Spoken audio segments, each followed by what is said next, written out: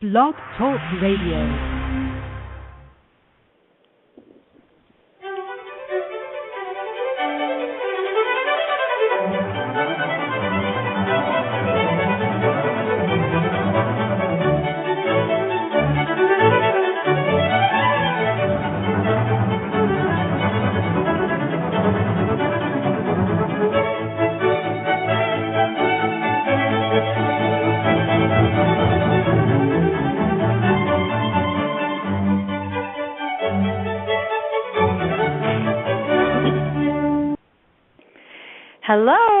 Hello, everybody. So nice to have you with us. This is Terry Hager, your host, and the name of our show is Therapy for Peace at www.therapyforpeace.com. And today I am interviewing for the second time. Last week I did also the same person, Doug Asbury, a good friend of mine, an openly gay United Methodist minister, ordained. And the topic of our show today is reparative therapy. Doug is a minister. I am a therapist. Reparative therapy is in my opinion, shameful aspect of therapy. It has been denounced by the American Psychological Association as a method of trying to cure homosexuality. I find it shameful because it has produced a great deal of suffering on the part of many people. Many gay people, I can say from what I hear from my gay friends and clients, already have a deep sense of shame that has been internalized from the society, and many feel that if only they could become straight, their suffering would end, and so they are susceptible, some, to this form of therapy. And as Doug will point out, it isn't even necessary because there's nothing to repair, and I totally agree. We're going to be, I just want to back up and say there are two books that we are both interested in. One is called, and I've written it in a little blurb there about the Blog Talk Radio, but this may end up on YouTube as well, probably will. So I just want to say it out loud, too. The first one is called Love is an Orientation. Isn't that I love that title. Love is an Orientation by Andrew Marin. The second one is called Jesus, the Bible, and Homosexuality. Explode the Myths, Heal the Church by Jack Rogers, also an ordained minister. So, back to Doug, I just want to say a word as to why he is very qualified to talk about this today. He has done postgraduate study at Garrett Evangelical Theological Seminary in the subject of ethics, and specifically theological ethics. He was specifically interested, and the reason he undertook this study was to explore the area of ethics and homosexuality, which is so valuable because there is such misinformation out there about the idea that a gay person is then necessarily a pedophile or promiscuous and into lifestyles that are unwholesome and potentially harmful to other people. And this is what we are here to refute, that a person being gay may be involved in some of those lifestyles, just as the same as a straight person may be, but the fact they're gay does not make them that way. So Doug has written a paper on the misuse of Scripture to shame gays and lesbians, to gain power over them, to keep them from being a part of the community of faith and the community at large, to society. And this is wrong. This is absolutely wrong. So I feel pretty passionate about this myself, and I am really grateful to Doug for being on the show and talking about this. So I'm going to turn it over to you, Doug. Go. Thank you, Terry. I am so grateful to you for focusing on this. I'm thankful that I've gotten to know you so that I can be part of your effort in this regard. And I want to give just a little bit of my own backstory in terms of why I went to seminary to study theological ethics in this area. I think in the last program I did mention that I had come out to the Board of Ordained Ministry that was considering me for the final ordination in the Methodist system, which was to be ordained as an elder in the church. And that was in 1989. So I worked for a number of years, and I thought, well, I won't come out as gay more generally until I feel it's the right time. But my sense was I wouldn't do that until after I retired, so that it wouldn't be an issue in my ministry in the churches that I served. But every time I went on a spiritual retreat, often a week long, in one case it was a period of 2 years when I would go for a week every 3 months and meet with the same group over and over again.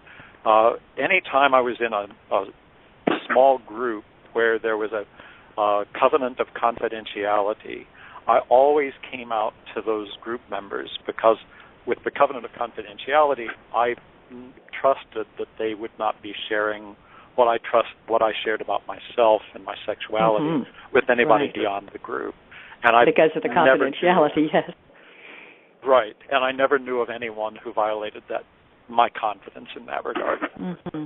But after this Academy for Spiritual Formation, this 2-year program that I took part in from 1996 to 1998, whereas I said we'd go every 3 months for a week to this retreat center, and our idea was that we would both engage in our own spiritual growth, and then we would also, on the other hand, learn how to help others in the church nurture their spiritual growth. So at the end of the 2 years, we were all supposed to say what the 2 years meant to us and what we were going to do with it back at the local church and what it meant to us personally. And I just kind of came up with some boilerplate, I grew spiritually and this is what I'm going to do back at the church. But never suspected that as I processed this over time, I would come to the conclusion that God wanted me to be more open about being gay in the church well before I retired. The next year, I went to my bishop, who was a very gay-friendly bishop, I would have to say. He was very supportive of LGBTQ people and affirming of our ministries, affirming, of our personhood and all of this kind of thing. I went to him and I said, I feel as though God is calling me to be more open about my sexuality, and I want to find out if in doing that you would have a problem appointing me to a church in our annual conference, which is a regional conference or regional judicatory, and also if you think that would be valuable to the ministry of the church for me to do that. Well, he said unequivocally, it would be so valuable for you as an ordained United Methodist minister to be open about being gay. And he said, if I appointed you to a church, I would certainly want to be sensitive to whether I thought that church was open to having a openly gay pastor. But if they had a problem with you being openly gay, I would stand with you and work, to help you gain their acceptance. Wonderful. And challenge them to accept you. So I felt very confident that I had his support at least in coming out. The problem being that I realized that my primary gift in ministry is teaching. And so I came to realize after a few months that there was unlikely to be a church in the conference that I could express my teaching gift as fully as I needed to. But also, as you said earlier, I felt the need to delve into scriptural underpinnings of a Christian understanding of sexuality in general and homosexuality in particular, because all of us gay people who are Christian are familiar with what we call the clobber passages in the Bible, that people constantly lift up and say, well, it's an abomination to have sex with other men, and Sodom and Gomorrah, and all these other things. So I needed some study, and so I told the bishop, I think I need to go to school, and I ended the PhD program at Garrett Evangelical in theological ethics. Interestingly, my advisor, Kenneth Vaux, had been instrumental in helping to write the conservative position for the Presbyterian Church, of which he was a part, but Presbyterian Church USA, back in 1978. It was adopted by that church in 1978, which was similar to what we have in the United Methodist Church. The homosexual practice is incompatible with Christian teaching. He was teaching at Garrett Evangelical at that time, and when I went to him to talk with him about his being my advisor, he said, I came here to Garrett back in the early 90s, and this was 2000 when I was going to be entering school, and I continued to hold that conservative position up until I came here to Garrett. And when I saw the gifted gay and lesbian students here who were seeking to enter the ordained ministry, and realized that they had such wonderful pastoral gifts and gifts for ministry, I could no longer hold that position because I saw that it was such a narrow and irrelevant issue when it comes to being truly pastoral and in ministry, in Christian ministry, that I couldn't sustain that position anymore. But he said I didn't want to get back into the fray myself because he was, looking towards retirement, and his major focus was medical ethics, actually, which he's done a lot of excellent writing in. But he said, I will support you in the work that you feel called to do here. And he has been nothing but supportive since then. So it was really a blessing for me to find him in entering the seminary and in seeking to do the work that I was called to do. So I went through the study, and I entered into a counseling relationship with a counselor who actually had basically gotten nurtured in the evangelical tradition, not the Garrett evangelical type, but the more conservative evangelical church. And yet he also was a responsible enough clinical psychologist that he never imposed his evangelical understanding of Christianity on me. And instead, he actually took what I would characterize as Andrew Marin's attitude that he exhibits in the book that you mentioned earlier, the Love is an Orientation. Mm-hmm. Right, where he needed to be absolutely open to me in my own personal self-understanding and nurturing of me as I sought to discover my own authentic voice. And I've continued that relationship and have just found him absolutely supportive of me. So what a blessing I've had all along with people I've been in contact with and the kind of support I've received.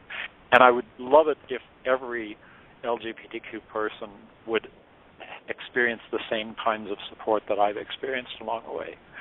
And not that I haven't faced challenges too, because I have. We all do.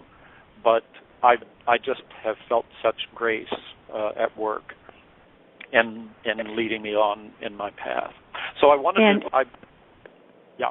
can I just interject something? I want to say to any LGBTQ, you put the Q on there for questioning, person who does not have that kind of support in their own church or house of faith, if they are members of a house of faith, but because there is such religious opposition from so many quarters on this issue, I would really would like to strongly point people in the direction of the book Jesus, the Bible, and Homosexuality by Jack Rogers, the one that I mentioned previously, because there is support there. And, of course, there's a lot of other support, too. There's the Trevor Project. There's PLAG. There's a lot of support. But this is specifically religious support written by a minister, doing really pretty much what you're doing here, exactly, in fact, what you're doing, showing the misuse of Scripture. Not that Scripture doesn't have its incredibly inspirational passages and value. It does. Or you wouldn't still be in the ministry. But it has been misused to shame and subjugate, first of all, black people, people of color, slaves. Right. I think I may have mentioned this last time. I don't know if I did or not, but how it was used to justify slavery. Yes. It was openly preached from the pulpit, and then it was used to justify Scripture, used to justify the subjugation of women, and now it is being used, I don't like the term clobber passages, by those clobber passages, to justify the subjugation, the prejudice against, the hatred toward gay people, as if God could be homophobic. I mean, what? So, anyway, go ahead. I'll try not to interrupt so much, because I really want you to get your point, your message out here. Right. Yeah, but I appreciate everything you said, and think I think that people need to hear that. So let me launch into the way I've approached this, because I do approach it differently than Jack Rogers, although I love the way he does it, and actually he does it in some ways much more thoroughly than I'm going to do it in this paper. But when I write my book, I'll let everybody know what that is too. But anyway, they're both good. They're both good approaches. Yes. This starts out with the affirmation that we human beings are not only created in the image of God, but Genesis 1:26-27 says we are made according to God's likeness. And I'm going to focus on the story as the storyteller presents it in these opening 3 chapters of Genesis, and show how it is trying to tell us about something about ourselves that we get into a trouble with if we don't know it. And that was Adam and Eve's problem in Genesis 3. They didn't know that they were created according to God's likeness. So they were already, in short terms, like God. And the serpent lies to them and tells them, you are not like God, but you will be like God if you do what God told you not to do. So he entices them with a lie into believing that there's something wrong with them, which it's oversimplified, but I say that is what shame is about. It's saying there's something wrong with me, and I need to remedy it. Exactly. And that's what the people, who espouse this reparative therapy are saying. There's something wrong with you, but we can make it right with our reparative therapy. And that's just as much a lie as what the serpent tells Adam and Eve. It is. So, and can I just say something here? I just have to say something. Yeah. That, in my opinion, this belief that we are not like God, not created in God's image, is the human condition. Gay and yes, right. Yeah. All people have succumbed, or most, there are a few children who haven't, but most people have succumbed to that lie, that belief that there is something wrong with them, which then, is shame. Yes, go ahead. Go ahead. Rosemary Radford Ruther, who is a Roman Catholic theologian who was at Garrett Evangelical, I think now she's out at Claremont or out on the West Coast someplace if she's still teaching. But she claims, or her take on original sin is that we all are taught by a previous generation that still believes things like you are basically a bad person and you need to be repaired. And if we didn't believe what our teachers taught us, we would more easily recognize that we are children of God, that we are beloved by God. But the teaching even of the church, or maybe especially the church, that we are sinners in need of grace, which on some level is true, but that teaching so demeans us as human beings that then when we're in recovery, when we're out from under that teaching, if we ever get out from under it, we have trouble recovering the reality that we are made in God's image and we are beloved by God. And in fact, later on, we'll get to the point at the end of the paper that says that we are there is nothing that can separate us from God's love. So even if I make my bed in Sheol, then God's love is still there. That's right. You are there. Yes. Right. Yeah. Yes. So in any case, we start out with that statement, we are made in God's image. And then we go to Genesis 2, and it goes to the creation of the human being. And I did a little bit of wordplay, and I said he makes him a partner out of a part of him, so that when the woman is brought to the man, he says, this is bone of my bones and flesh of my flesh. And this is the way the storyteller is trying to say, we all have this sense that there's the one who's made for us. And that's what the storyteller is trying to communicate when he talks about bringing Eve to Adam. She's the one for me. But that isn't limited to men and women. It's, gay men find a gay man that is made for them. Lesbians find the lesbian who they think is. She's made for me. She's my soulmate, or he's my soulmate. And so it's speaking a truth that is perhaps universal in terms of interpersonal attraction. So we hear that, bone of my bones and flesh of my flesh. And then they say, therefore, man shall leave his father and mother and cling to his wife, and the two shall become one flesh. And that seems to be where we stop. But there is perhaps one of the most overlooked verses in the Bible that comes just after that, Genesis 2:25, and it says that they were naked and were not ashamed. So to me, what I'm saying is that's telling us that shame is a concern that is prior to God's concern for sin and guilt.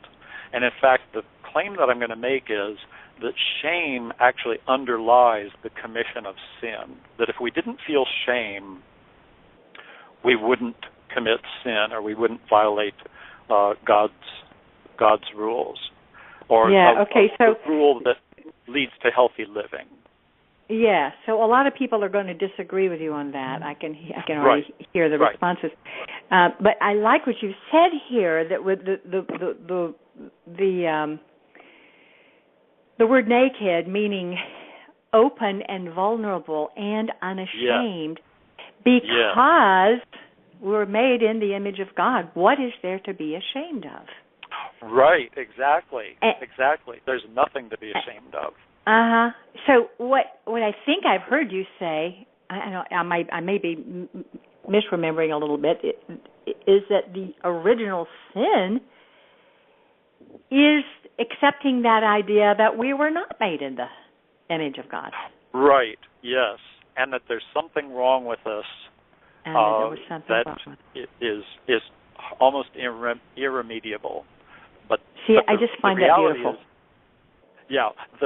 The challenge then, if we believe from the outset that we were made in the image of God, the challenge would be learning who we authentically are so that we would live out our version of the image of God that has been implanted into us as a unique individual, separate from other individuals, and yet sharing with other individuals the fact that each of us carries the image of God within us.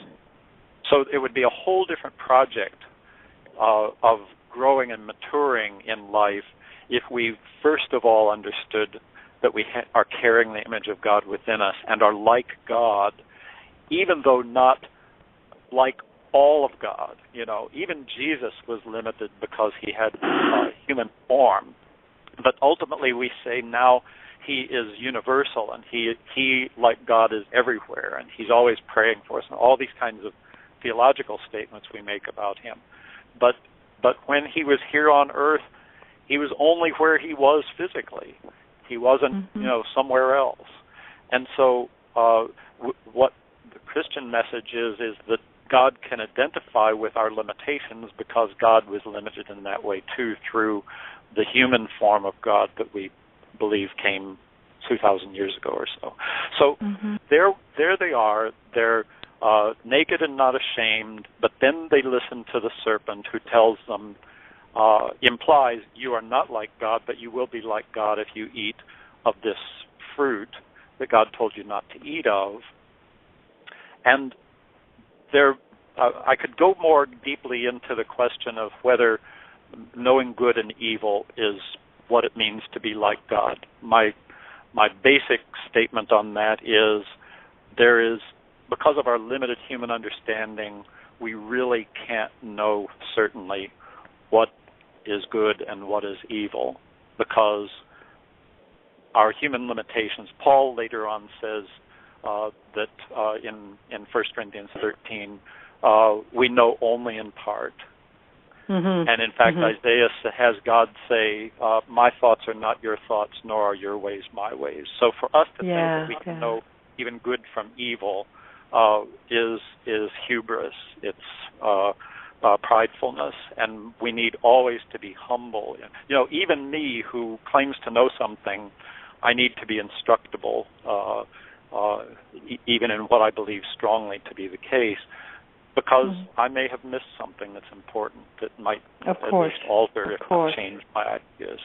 But nevertheless, and even about my homosexuality, but I've spent a lot of time on this and a lot of internal questioning, and even, in a sense, questioning, after entering this PhD program, whether I might be in need of repair. And I went through, all sorts of dynamics personally and interpersonally to test things out, and simply have come to say, trusting that God is guiding me, I know that I need no repair, nor do people that are gay or lesbian or bisexual or transgendered need repairing. We need to find out who we authentically are meant to be, carrying as bearers of the image of God, and become that, and become it without hindrance to the degree that that's possible. And Doug, I've heard you say before, generalize that to the straight community as well, that... Yes, right. Yeah, that and I just... Absolutely.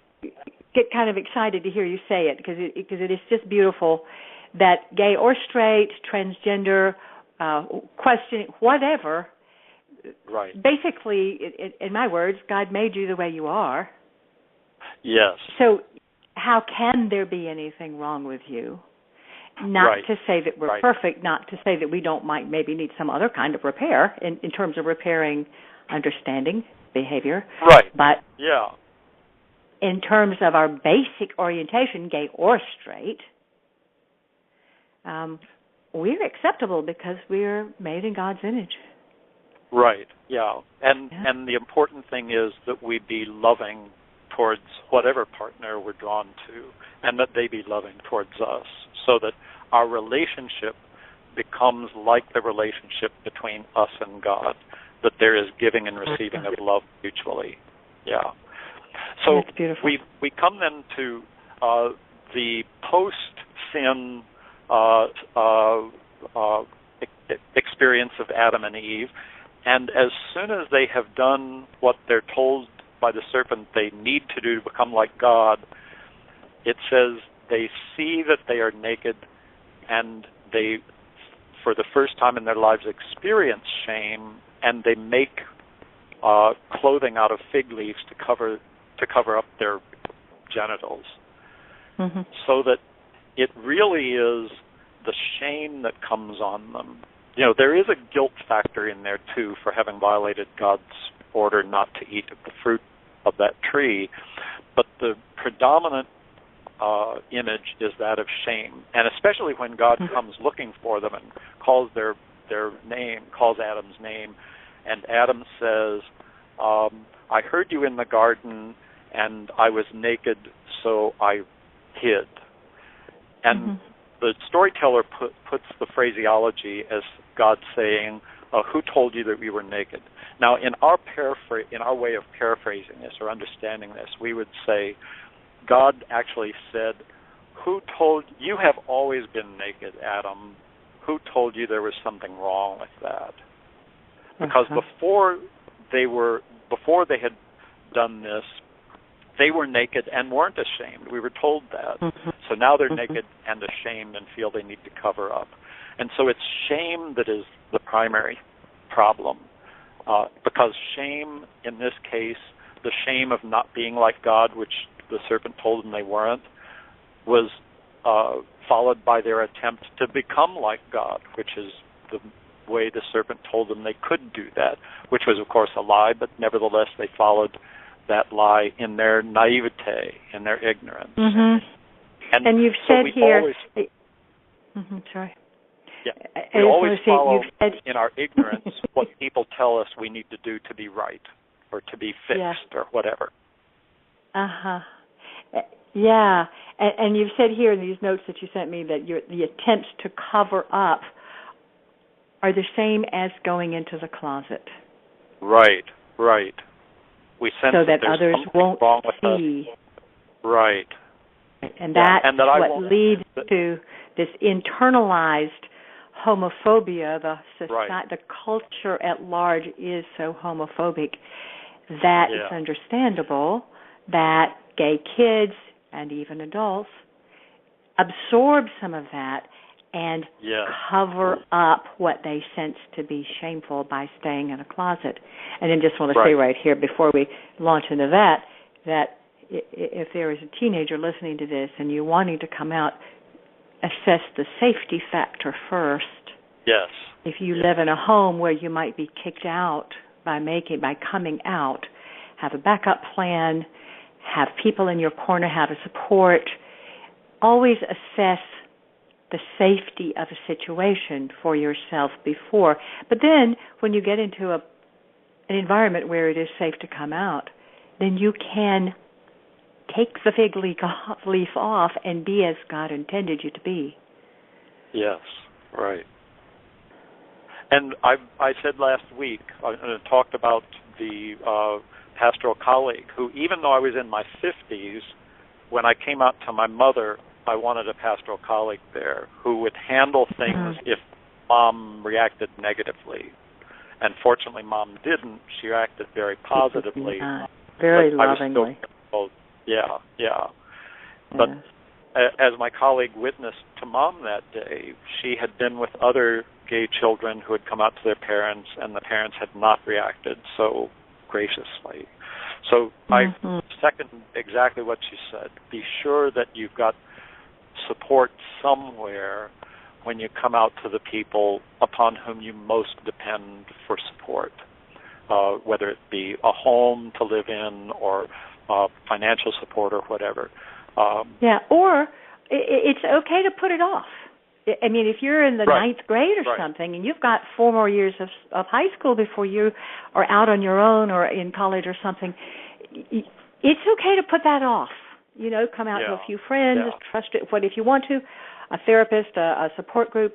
But if you need to wait until you're in a more secure situation, that is not betraying yourself. Right. It's the covering up internally of thinking that something is wrong with you that causes the problems. If you are out to yourself but need to stay in the closet from your parents or your family or something for a long while longer, that's okay. Right. And then when you're in that situation where it's safe, when you're later, then you're free to come out externally as well as internally. It's the internal part that's the most important, of course. Right. Yes. To be authentic to yourself, at least. Yes. And then as you find safety or strength and security, being more open to others. Yeah. Yes. Well, then I basically just quickly go through the Noah incident. The Noah incident, after the flood, Noah plants a vineyard, he gets drunk, he's lying in his tent, and it says uncovered with his nakedness showing, and that just means his genitals are showing. So there is this culture of shame that enters into humanity through Adam and Eve. But so it's shameful to show your genitals in the culture, and that's made clear by what happens with Noah and his son Ham. Now, Ham comes into the tent, sees his father naked, and I always say, if Ham had just covered his father up and not said anything to his brothers about it, everything would have been all right. But instead, he went out and told his brothers that their father was naked in the tent. And you know that it was shameful because the brothers go to a very elaborate ritual where they back into the tent with a cloak over their shoulders and throw it back behind themselves so they never see their father's nakedness, so that their father is covered up. And then they go back out. And when Noah wakes up, he sees this cloak on him that he knows he didn't put there, and he asks who put that there. And they say, well, Ham came out and told us you were naked. And because Ham had shamed his father to his brothers, Noah comes out with a curse that curses Ham's. He focuses on Canaan, one of Ham's sons. But it basically holds the curse that Canaan and all of his descendants will be servants in the tents of Shem and Japheth and all their descendants. And what we find out through the genealogies in Genesis 10 is that the Sodomites in Genesis 19 are descendants of Canaan, and therefore are under the curse that Noah places on them to serve the descendants of Shem and Japheth. And Lot, who is Abraham's nephew, is a descendant of Shem. So the Sodomites are, in a sense, cursed or doomed to serve Lot and his family. And what happens in Genesis 19 is that they try to turn the tables on Lot and his family by seeking to abuse Lot's visitors, who happened to be angels who came down to see if they could find 10 righteous people in Sodom, so as to spare the city destruction. But they don't find anybody in Sodom who comprises 10 righteous people.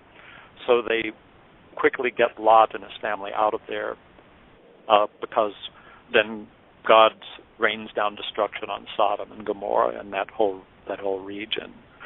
So the sin of Sodom is not homosexuality at all, and it's people who are homophobic who have historically made that interpretation. And there are some other more complicated explanations for it, too, talking about Thomas Aquinas and how he basically anathematized any non-procreative sex and this kind of thing back in the 12th century. But basically, it's a matter that what the Sodomites wanted to do was to commit homosexual rape on these visitors in order to shame them into being non-threatening to the city of Sodom. They didn't know who these guys were, where they came from, what their intentions were, and they wanted to make sure that these guys knew who was boss so that they wouldn't risk the possibility of these guys turning the tables on them, maybe being like the Trojan horse thing, and they're the advanced spies to some army that's beyond the hill that might come in and using the intelligence that these guys had picked up to destroy Sodom. So it was really all about power, wasn't it? It was about power. Absolutely. What I remember also about the story is that Noah, I think I've got it straight, no, I don't find this very endearing of Noah. He offers his daughters to be raped. Oh, Lot. It was Lot who did that? Yeah. Right. Yeah. Lot was the one, in Sodom that said, here, rape my daughter. Please don't do this to my guests. Here, have my daughters and have sex with them. Yeah, and interestingly, his daughters were betrothed to two of the Sodomite men. So you know that the Sodomite men weren't gay. They were there to commit rape on these two guys to put them under their power. Right, yeah. for shame.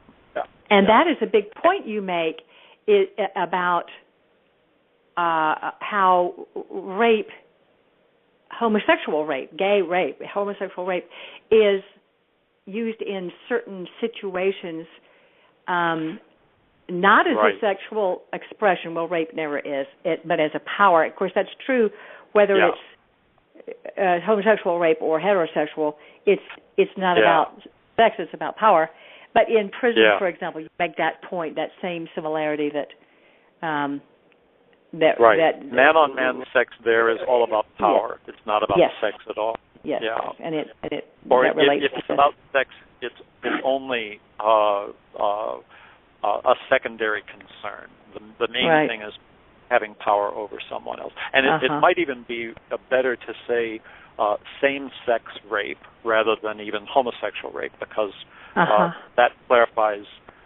In fact, sociologists have developed the category men who have sex with men. So that they can, who are not straight gay. men who have sex with men, gay men, bisexual men, whatever, but men who have sex with men as the category that they talk about. So the one last comment about Sodom, the sins of Sodom that Isaiah and Ezekiel and other later biblical commentators identify are things like pridefulness, haughtiness, excess of food and indulgence of appetites, neglecting the poor and needy, being arrogant and filled with vice, being licentious, indulging in sexual immorality and pursuing unnatural lust. You know, there are sort of references that could be interpreted as having something to do about same-sex rape, but there is nothing specifically identified as being homosexuality as we understand it. So, but let us be clear. Let us just be clear that when you use this term same-sex rape, you're not condoning that. Even as a gay man, you're not condoning rape of any kind. Right. Yes, Absolutely yes. not. No. I know that. No. I just wanted to make it fact, clear to our listeners. That's the whole issue then in Leviticus. They cite Leviticus 18:22 and 20:13, but those are taken out of context, because if you read all of Leviticus 18 and all of Leviticus 20, and you ask the question, at whom is this directed? At whom are these two passages directed? What the answer that you come up with is, or at least I have come up with, and I think that it's an accurate answer, is the head of a household or the head of a family or the head of a clan who can let his position as head of the household so go to his head that he places everybody in the household at his mercy through sexually abusing them. Because when you start to read the passages, you see that he's being told, don't uncover the nakedness is the euphemism that the scripture uses. Don't uncover the euphemism nakedness for having sex with them or basically raping them. Don't uncover the nakedness of your father's wife. Don't uncover the nakedness of your uncle's wife. Don't uncover the nakedness of your son's daughter. Don't uncover the nakedness of a woman and her daughter. So you've got all of these females that are being named, that this guy is being told, don't rape these women. Mm-hmm. And then in the middle of it, when you get to chapter 18, verse 22, it says, a man who lies with a man as with a woman is an abomination.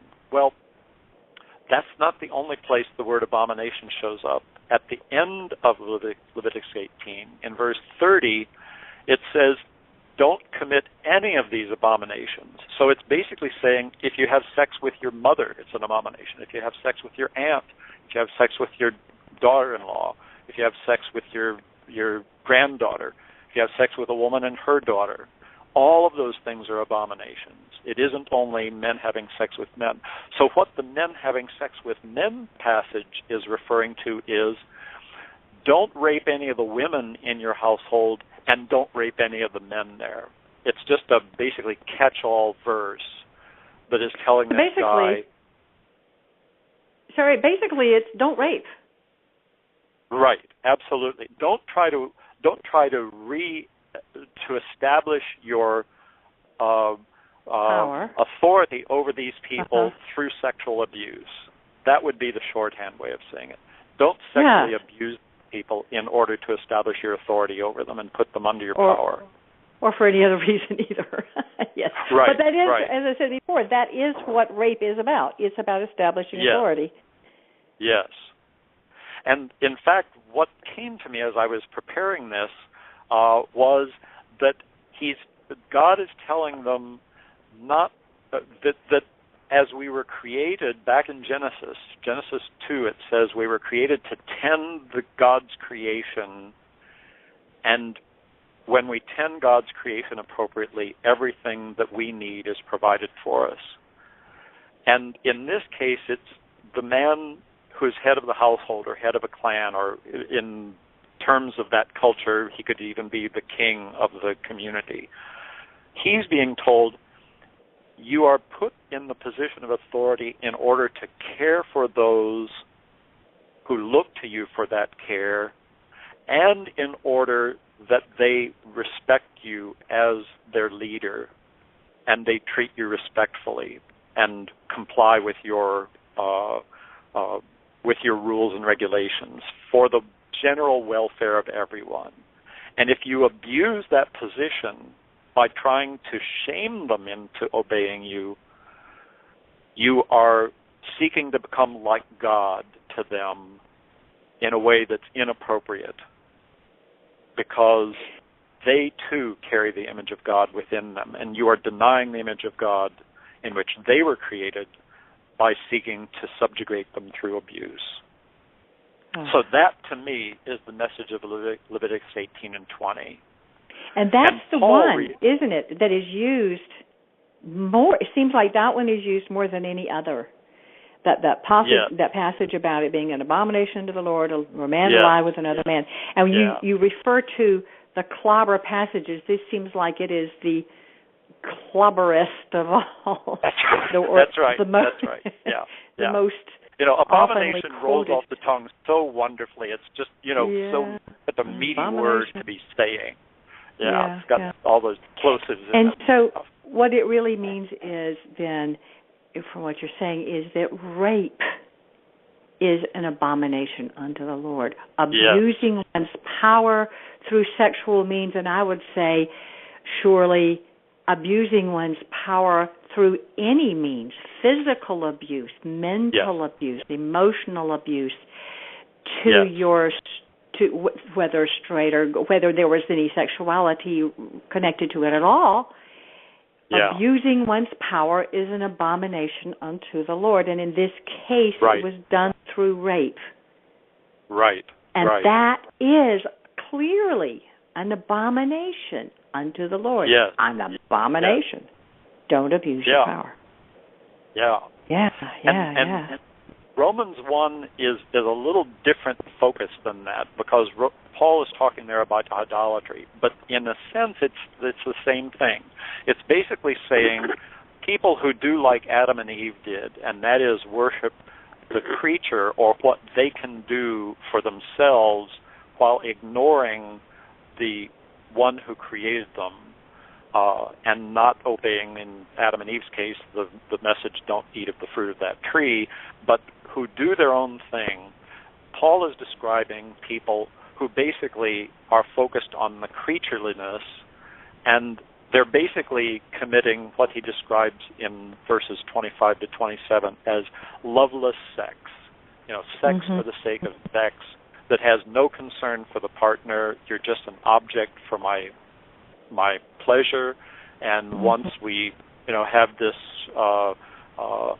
unconstrained sex with each other, I discard you like I discard a used piece of tissue that I just blew my nose in. So it's loveless sex that's being condemned in Romans 1.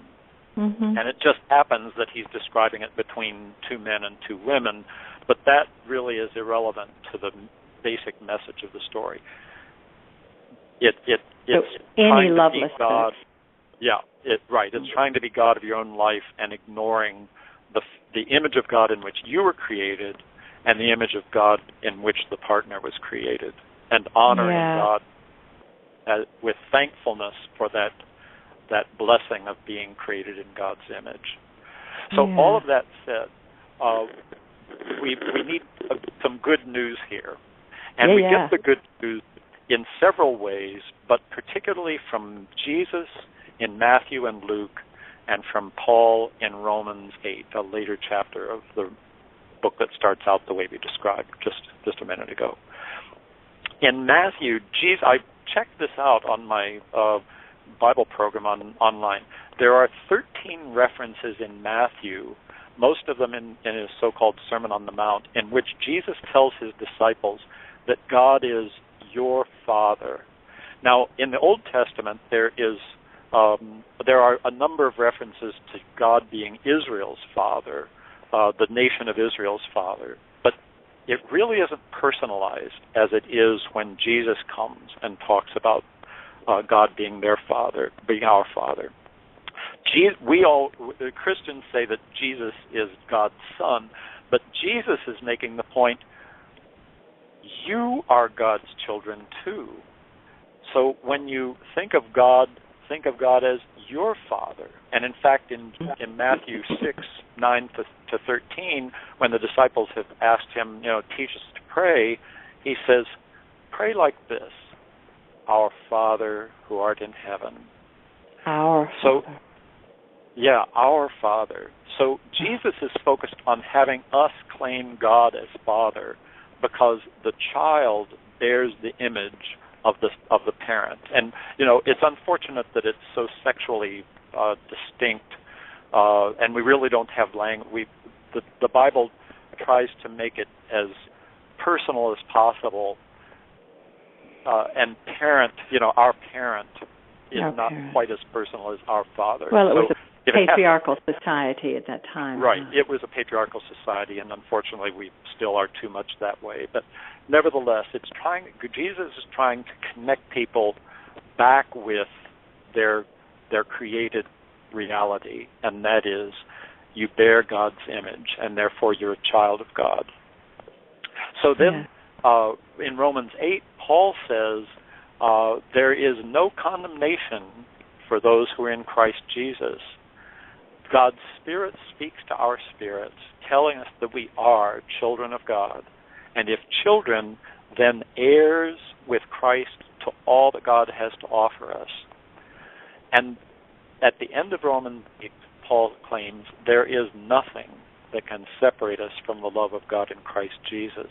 So for us, as people who have felt that there's something wrong with us, whether it be because of our sexuality or whatever, to know that God loves us and affirms that we have been created in the image of God and are bearers of that image and need to become authentically who God created us to be, often having to overcome just horrific things that we've been told we are by society or parents or friends, people in our community or whatever, having to overcome perhaps a lot of horrific things, and yet always holding on to the message from God, you are my beloved child, and I am pleased with you, and I desire you to represent the authentic image in which you've been created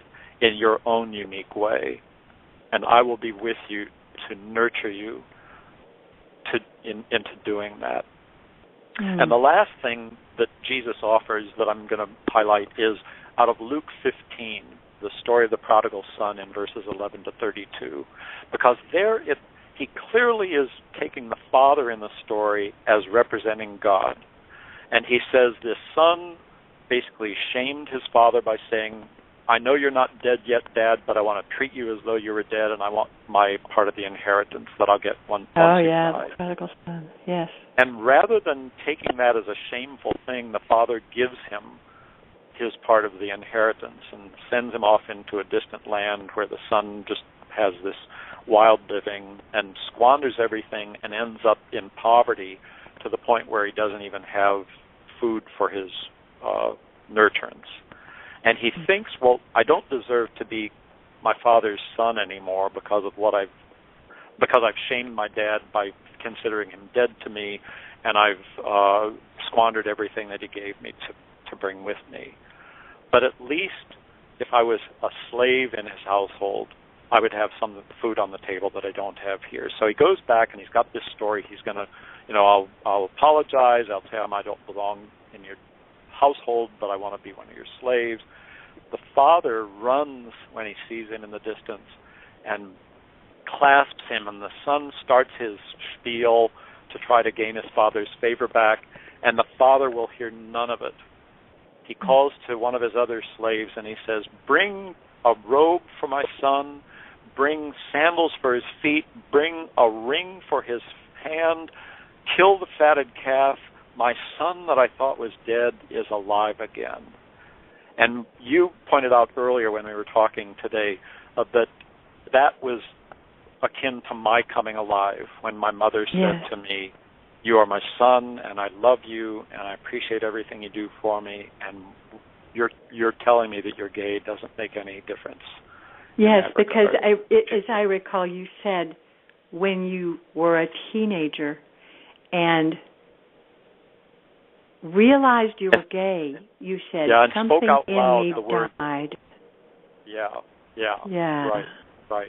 And then you were the prodigal child to yourself. You came back alive. Right. Yeah. When your mother accepted you. Yeah, and in the prodigal son story, the older brother tries to reinitiate the shamefulness by telling his father, he went and he squandered his money with prostitutes, and how can you have him back in the household? And the father says, your brother was dead and he's alive. Come and celebrate with us. Yes. And so it's telling all those negative, legalistic people in the world, thank God that people can come to themselves and know that there's a place to go where they'll find acceptance. And so we need to be those who preach the good news that we are created in God's image, that there's nothing that can separate us from God's love, and that we need only to work to be the authentic and unique representation of the image of God in the world, and love God and our neighbor as we love ourselves, and receive that love back from them. I love this. And then, there is, in Romans 8, there is now no condemnation for those who are in Christ Jesus. So that brings me to a question for you. This is all from a totally Christian perspective, and I grew up, I have a completely Christian background and have great love and respect for it. And I also, as I grew, developed a love and respect for other religious traditions as well, and see that there are just many, in my opinion, many paths to God. And I know of people who have no religion because they've been hurt by religion, or many gay people have been hurt by religion, understandably, but for other reasons too, or people simply find religion, for other reasons. They don't find it relevant, or they don't find it helpful, or it doesn't seem to make sense to them or something. So what do you say to those people who either have other religions? Of course, the Abrahamic religions, the monotheistic ones, Judaism and Islam, have this same background here. Right. But then there are other ones as well, and then there are people with no religion at all. So, what words can you give those people? So you're not talking then about God and the love of God in Jesus Christ. What do you say then to them? In whatever way we perceive our having been nurtured in a loving fashion, I think the general principle of doing to others as we would have them do to us, and the alternative, not doing to others as we would not wish that they do to us. So that I think those principles are foundational to every philosophy and theology that exists. Caring for others as we want to be cared for ourselves, and refraining from harming others in ways that we either don't want to be harmed or have been harmed and have found to be unhelpful or hurtful to us. Because that caring for one another as part of the human community and as part of our bearing our responsibility to care for creation is what we each were meant to do and to be here in the world. Yeah. And knowing that each of us has something good to offer in that regard. So a child who has grown up, who is a gay child, and grows up to be a gay adult, who has been told maybe he doesn't have a religious frame of reference, but is still being told that something is wrong with him or her for his or her sexuality, sexual orientation, but does not have the religious frame of reference, but feels the shame anyway because it's steeped in the culture that Judeo-Christian and probably Islamic to view is steeped in the culture whether you are of those traditions or not. Right. Yes. So I just what I would like is to be able to offer to those people that the alleviation of shame that they have also inherited. Right. Yes. There's a sense in which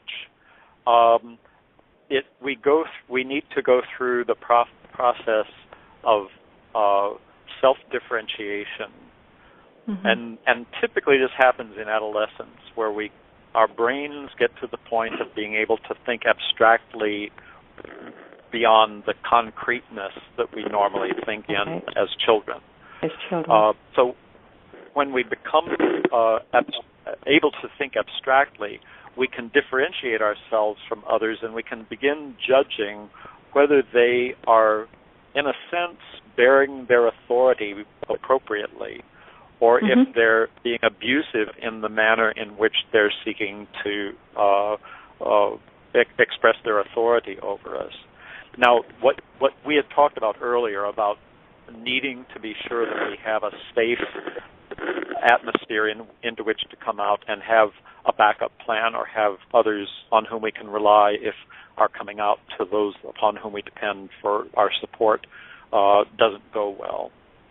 So that we need to be able to say to ourselves, this person believes that my being gay means there's something wrong with me, and yet upon what do they base that? And much of what they base that on is what they've learned themselves. It's based on their basically just rejecting anything they don't understand, especially if it has to do with sexuality. And, there are a lot of people that reject a lot of things having to do with normal heterosexual sex in our culture, let alone anything that's out of the ordinary to them, which being gay usually is. So that so it's almost that we need to say, your difficulty with my being gay is a problem that you need to deal with, but that I'm not going to let you impose on me. But like we said before, you have to be secure in your ability to take care of yourself if you're going to right. be confrontive about that. Well, even if you're not confrontive, right. for your, I mean, sometimes confrontation is important, and sometimes, but first of all, just coming to terms within oneself. Yes. So what I hear you saying, I think, which is something that I like, the way I like to put this, because I preach the same thing for my therapy pulpit, is that when we grow up, people put ideas in our heads. People put their thoughts and their beliefs in our heads because they think they know best. And usually, although not always, usually they're doing it because they want us to be happy and they want us to have good lives, and they're putting the ideas that they think are best. Although it is not always that way. But that tends to be it. But for whatever reason, we grow up with a whole bunch of ideas up there. It gets crowded up there of other people's voices in our heads. And so the way I like to put it is take command of your own head. And this is a completely secular way of saying, take command of your own head, of your own, that space of what ideas are you going to be a repository for. Think for yourself. Make your own decision. Am I, by being the way I was born, whether you have a religious context for it or not, am I evil simply because, for example, I mean, I have big feet. I mean, I just use this as an analogy. Yeah. And I used to feel embarrassed about it because girls are supposed to have small, petite feet. Well, I'm sorry, I had big feet. You know, I can't help it. I was born this way, and my feet grew big. They were probably big when I was born. I had to decide for myself that big feet can be beautiful too. I mean, this is a silly example, but it's actually quite relevant. It wasn't a religious thing at all. It was just deciding that those people who said that girls were supposed to have small feet or a certain nose or a hair or whatever were just wrong. You know, it's wrong. So you can come to this removal of shame from many different perspectives. I love your Christian view of it, particularly since the Christian religion has done a royal job of shaming people. Yes, Jesus didn't, but Christianity has. Right. In general. And I think part of it is involved with something becoming institutionalized. Once a belief system becomes institutionalized, whether it's in a local church or a denomination or whatever, suddenly the shift goes from the concern about the well-being of all the participants to the well-being of the institution. And everything then gets colored by, if not controlled by, a concern for the perpetuation of the institution. Yes, I agree. That then requires people having authority over other people and saying, you need to be aware of the need to uphold this institution or this way of thinking or this way of acting or whatever. And protect the institution. Right. Which, of course, then, and I don't really want to get into this, but the whole Roman Catholic Church covering up the sexual abuse of the children was exactly that. It was protecting the institution. But I want to go in another direction, unless you had something else to say here. No. I wanted to just touch on this idea that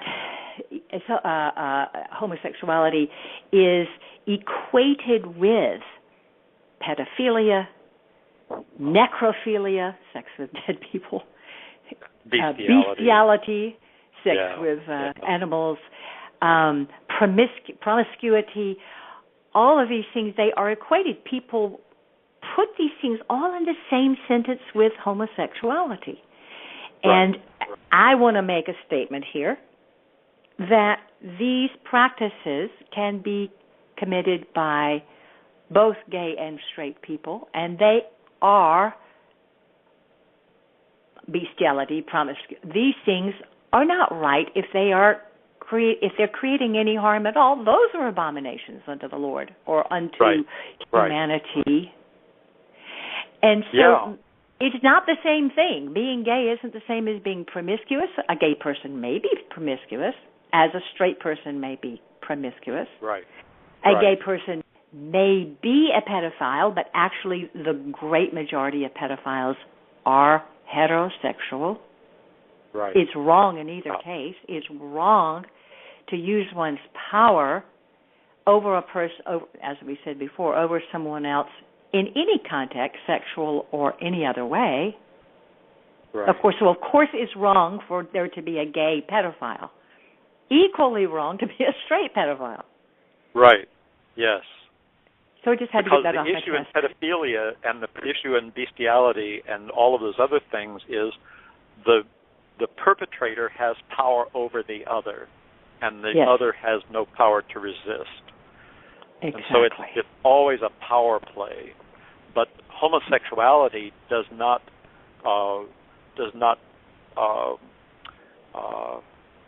equate necessarily express itself in power ways, power over ways. Just and like when it does, it's wrong. It's wrong to do it in a power over. So this is there are therapists who misuse their power. There are parents and have sex with clients. That is wrong. Right. There are ministers who do, priests who do, school teachers of both genders who do. Right. There are trusted Boy Scout leaders, probably Girl Scout leaders. There are people of every profession or walk of life who can abuse their position of power or greater authority, and this is always wrong regardless of whether that person is gay or straight. We talked about this morning. That movie, American, what is it? American Beauty. American Beauty. Yes, there is the scene where Kevin Spacey, who is lusting after his daughter's friend, teenage friend, and they are alone together, and this is not gay. It's all straight in the sense of heterosexual, not straight, but and he's about to have sex with her. She gets sort of seduced by him, and it's not forced. She's willingly offering herself, I believe. It's been a while since I've seen it. And then something in his mind clicks. And he clearly sees the harm in what he is about to do. Yes. And he stops, and I think maybe he hands her clothes, perhaps. And then he gets up and he makes her a sandwich. So he moves. So he is in a position of greater power because he is older. That in itself. Right. And he's her daughter's father. That's more power. There's authority there. And he's just about to abuse his position. And then he moves from this position of about to abuse his power to moving into the appropriate role of being parental with her in the most nurturing ways, and offers her food, makes her a sandwich. Right. That to me, I love. I don't remember a whole lot more about the movie, but I love that scene. Yeah. Because he gets it. He gets it. This is, even though she's willing, he realizes how harmful it still would be to her. Yeah. Yeah. And it's sad. Yeah, it's sad that so many gay, lesbian, bisexual, and transgender children have parents who don't realize that if they're out to those parents, the parents don't realize that they are abusing their position of power and authority by letting their ignorance of what it means to be gay or lesbian, bisexual, transgender, their fear of it, their appropriation of the teachings they've heard all their lives about sexuality, those things move them to a place of harming that LGBTQ child rather than moving into the place of nurturing them and caring for them and saying, I love you no matter what, and we'll get through this. There was a man that I got to know along with his wife in a spiritual renewal group that I was part of back about 20 years ago. And they became very evangelical. They moved from a United Methodist church, which they came to feel wasn't evangelical enough, to a Bible church. And they were in this Bible church for a number of years, and as their daughter grew up and came to the age of maturity in her late teens, she came out to them as being lesbian. Mm-hmm. And all of a sudden, they were in a church that considered homosexuality an abomination before God, whether it's, male or female homosexuality. And the church was telling this couple, you need to get your daughter into reparative therapy, or you need to tell her she can't live in your house anymore until she agrees to become straight or whatever. And so they were stuck with the question, do we go with what our church is telling us to do, or do we love our daughter and support her no matter what? And they chose, thank God, to love their daughter, and they left that church. And they said, if you can't support us in loving our daughter, then you're not the church that we think preaches the gospel of Jesus Christ. And they became very active in PFLAG, Parents, Family, and Friends of Gays and Lesbians, and they march in the Chicago, Gay Pride Parade, and have been extremely supportive of their lesbian daughter and her partnership. So it can happen that parents can see that they don't want to harm their beloved child, and they can see the error of the teachings of churches or of other, philosophical or religious communities, or just, families or others that anathematize LGBTQ people. Yeah, and of course it takes a lot of, I've worked with parents of gay children too, and I see that, my heart goes out to them as well. I'm clearly very pro-gay, but my heart sort of goes out to the parents in that they're sort of trapped if they're not able to get beyond it. They're like these parents were able to get beyond it, but some are trapped because their families and churches are so strong against it, and they know that if they come out and support their child, they will be ostracized, and they hear that message of it's wrong so much that they are afraid. Here's what I think they are afraid to say that maybe it's okay, because I think they're afraid that if they do, that they themselves, the parents, will be in danger of hellfire for supporting something that they're not quite clear about, about whether this is right or wrong. But that aside, so I kind of see how trapped they feel, and if there is any openness at all, I often have a sense of compassion for them. If they're being horrible, then I find it a little harder.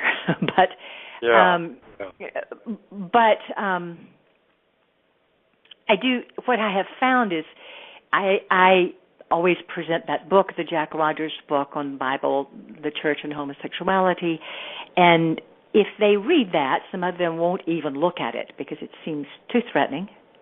But if they do, that book seems to really open their minds, and I'll say it again for anybody who needs it. It's the Bible, Jesus, the Bible, and homosexuality. And I forget the subtitle now, by Jack Rogers. Explode the Myths, Heal the Church. Myths, M-Y-T-H-S, myths. Right.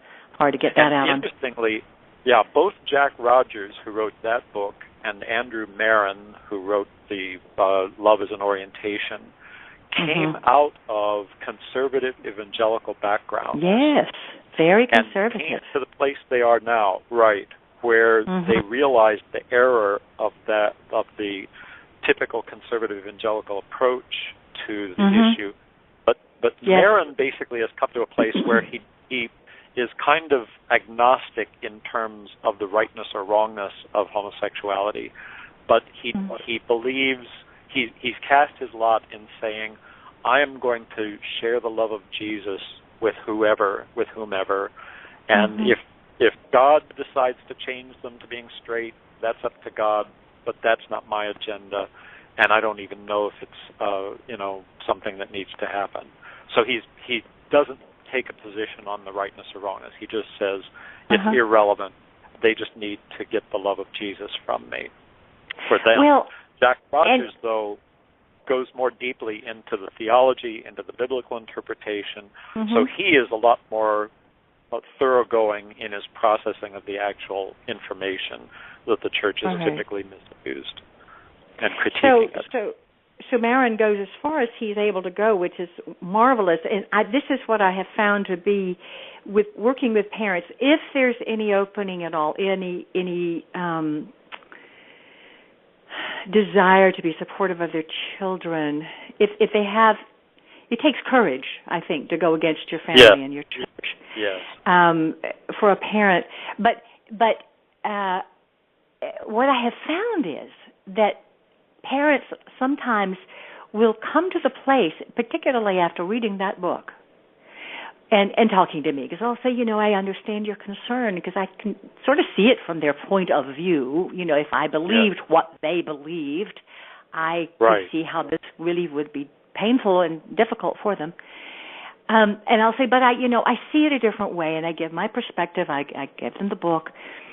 And I'll find that often they're able to change their hearts, but not their minds, which if you got to do one and not the other, that's the way to go. And what that means to me is still they say, well, I love my daughter and I accept her, or my son and I accept him, but I still believe it's wrong because my church says so. And I come from a very conservative little town in the South, so it was really strong. But that was pretty good for those people to be able to say, even though, my church still says it's wrong, and I don't dare say, go against my church. I think that's what I always hear. I don't dare question my preacher, but I am still going to love my child. I think that's a huge amount of movement and towards love. Right. So that always moves me when a person, even if they're not able to get to the point of saying, yes, this is, fine, to be able to at least come there. I mean, it's so significant. Yes, right. There's another thing that just occurred to me, and that is that in the passages in Matthew that I cited, where Jesus is talking about God being the Father of those who are listening to him, and I reflect on the fact that there's another story in the Scripture where it talks about Jesus and his parents going to Jerusalem when Jesus is about 12 years old, and he ends up with his parents starting back to their home, and Jesus stays behind in Jerusalem talking with some of the biblical scholars who are there at the temple and asking, I guess, erudite questions and listening to their answers and this kind of thing. And when his parents come back, they say, why did you leave us? And Jesus says, didn't you know I would be, in some translations it says, in my Father's house, or in others it says, about my Father's business. Going about my Father's business. Right. But what is interesting is that at 12 years of age, Jesus knew that God was his Father, and that these parents that he had, these human parents, were his mother was his physical mother, but they were in a sense caretakers of him until he reached the age of independence and maturity, at which point he would then be able fully to affirm his link with his true Father, which was God. And he says in one of the later passages in the Matthew Scripture, don't call anyone in this life Father, because you only have one Father who is in heaven. And so that's part of the reason he says, "Our Father who art in heaven," in teaching his disciples to pray, that we're connected, whether we're in this religious tradition or not, we're connected with that which has given us a presence in the world. We're connected with the foundations of our creation. And it is that to which we are fully obligated, not to these temporal individuals who embody only a part of that eternity of creation. So that when we get to the point of independence in our lives and the capacity to care for ourselves, it's important that we affirm, I will always be respectful of you who have nurtured me to this point in my life, and yet I will be obedient to my sense of why I was put here in this world, and that is to be the authentic person that I am meant to be, in whatever terms I consider that, always being loving and expecting love in return. Yes. And whether I get it in return or not, I will always seek to be loving of others. Beautiful. That's beautiful. I love that. So we need to link with what's beyond everything physical, because that's where we find our source for our being loved and loving. Yes. I had a client one time on my intake form. I have the question, what is your religious preference? And some people don't want to answer it. I ask it because it helps me to understand their way of thinking. Yeah. And one woman put, for her religious preference, she wrote kindness. That was her religion. So it's what you're saying. What you're saying is our source is love. Yes. That's where we came from. Right. And there's no shame and we in seek us. the embodiment of that love. Right. We seek what? Yeah. If we feel ashamed, we can't be the embodiments of love that we were meant to be. Right. Yes. Doug, this has been so great. Our time is up. I can't believe it. This has been wonderful. Thank you so much. This has been a series. We've had 3 so far. Doug and I have had 2. And my first one was with Larry Hembry, a series on gay and lesbian and transgender. I want to have a transgender person or 2. Also on the show to talk about these things. Very interesting to me, very helpful. I hope helpful to our listeners as well. I hope so too. I'm thankful that you let me be part of this. Oh, I'm just so thrilled. And so I like to end by saying, and it's so appropriate here, remember who you are and where you came from. Remember that there can't be anything wrong with you, whether you have big feet or a racial identity that some people don't like, or whether you're gay or lesbian or transgender, or no matter what. Remember that you are created out of love and by love. Yes, and that for love. There is nothing to repair in that. You are wonderful exactly as you are. So go out and live love. Yes. All right. So thank you again. Thank you to all of our listeners. And see you again later. Goodbye, Peace to you all. Yes, Bye-bye. peace. Bye.